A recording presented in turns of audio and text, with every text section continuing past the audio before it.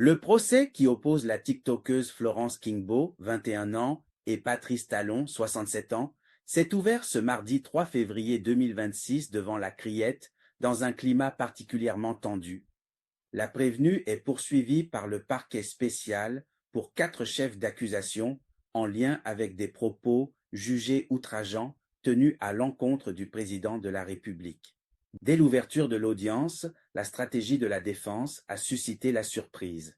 L'avocat de Florence Kingbo a plaidé l'altération mentale de sa cliente, évoquant une forme de dérèglement psychologique pour expliquer ses prises de parole sur les réseaux sociaux, une ligne de défense que la principale concernée a aussitôt rejetée.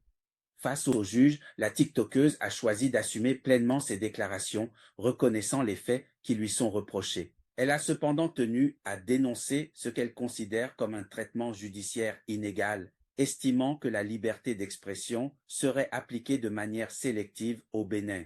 Selon elle, les attaques verbales visant l'ancien président Boni Yayi ne donnent lieu à aucune poursuite, contrairement à celles dirigées contre Patrice Talon.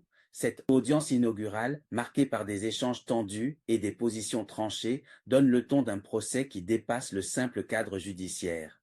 Au-delà du sort de Florence Kingbo, l'affaire relance le débat sur la liberté d'expression, l'usage des réseaux sociaux et le rôle de la criette dans le traitement des infractions à caractère politique.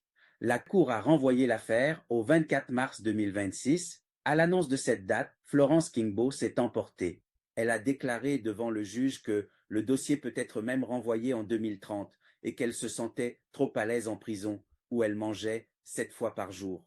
Envoyez de l'argent vers votre pays en quelques clics grâce à Sendwave. Simple, rapide, 100% sécurisé et moins cher, vos proches reçoivent l'argent en un éclair. Utilisez le code promo Biafrica et bénéficiez de 10 € de crédit sur votre premier envoi.